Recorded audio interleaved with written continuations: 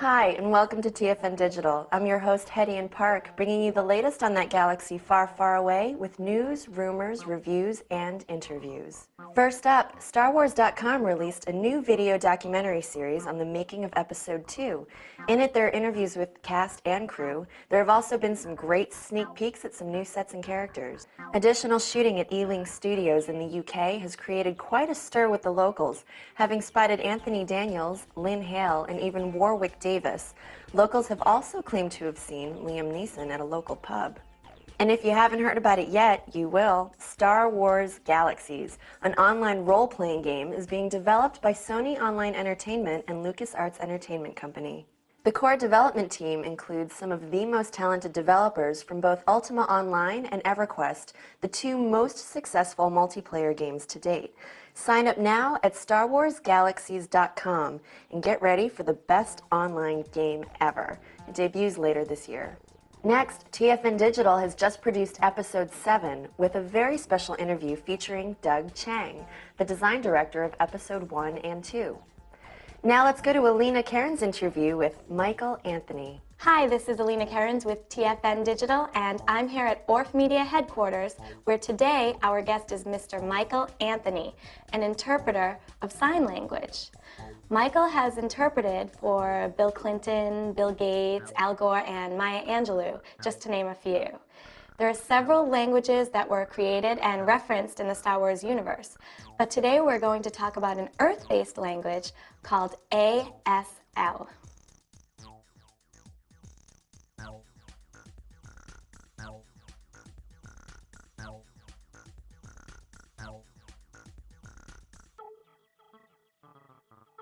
What is ASL, and what exactly does it stand for?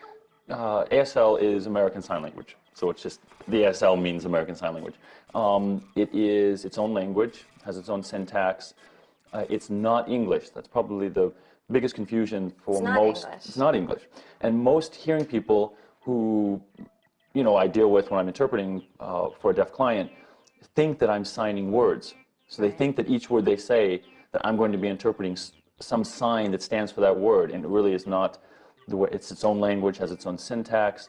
It's a conceptual language as opposed to English, which is a written and spoken language.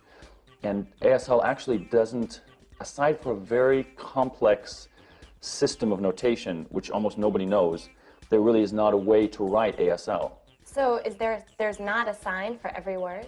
There's not. There's a sign for, it's conceptual, so it's a sign for a concept. So if I were to sign in English, first I'm going to sign in English, I could say, we will meet and go together. Like that's signing like each word, we will meet and go together. So then the deaf person would have to take like each word and think of the words and then make a sentence and then understand what I said. In ASL, I would just say we would meet and go together. So so I'm not signing the words, I'm signing the concept of we meet and we go together. So it's... ASL is its own language, so is it a universal language? It's not. That's probably the second. That's probably the first question, actually. The first question is, where did you learn sign language? The second one is that people always ask, is it a universal language? Sign languages developed essentially the same way that spoken languages develop within certain region of people using certain, syntax and becomes codified, and that becomes sort of the language of that area. Same thing with American Sign Language. So if I go to Germany, or if I go to France or England, there's like German Sign Language, there's German Sign Language, French Sign Language, and they're all different English. Separate languages. They're all different and separate. They all tend to be conceptual. First, I want to make I probably should have said this at the very beginning, that I don't, represent the deaf community or sort of speak for their, opinions or ideas or feelings. I just sort of give you from my experience interpreting for them, sort of what I've been able to pick up and from deaf people who I speak with, sort of what I've sort of understood their, positions to be on things. Well, TF.N Digital and the crew are heading to AlphaCon next month, and I was wondering, what's it like to interpret for a sci-fi convention? Oh, a nightmare. Actually, I've not done a lot of, I've been interpreting for about 15 years. Well, can you teach me some Star Wars signs? Jar Jar Binks. That That character, I mean, because that character, Are they you going to might teach me how not, to say that? there's not actually a sign. Now, there may be, you can can do, make up my you can, own. No, you I can don't do think I like should. a sort of a gestural.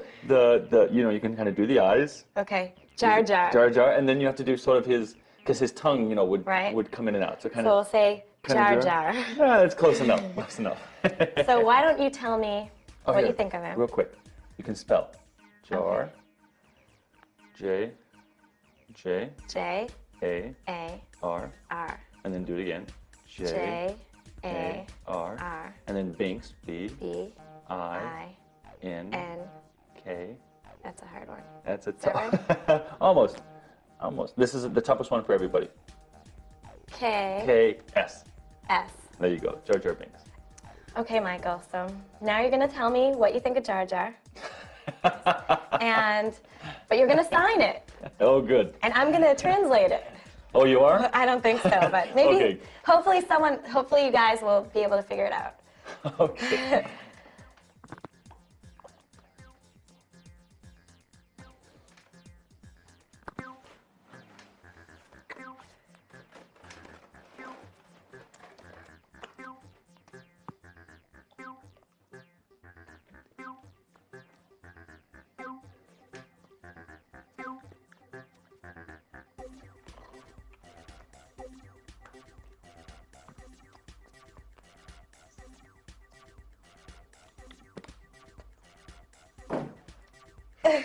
Well, I hope you guys got that because it looks really interesting. I wish I understood what you just said, but you're going to tell me, but you're not going to tell them, and you guys are going to figure it out, and we're going to translate it on a later show, or maybe we'll have to have you come back and translate it for us. Okay. Thank you so much, Michael. Thank you. Thank you.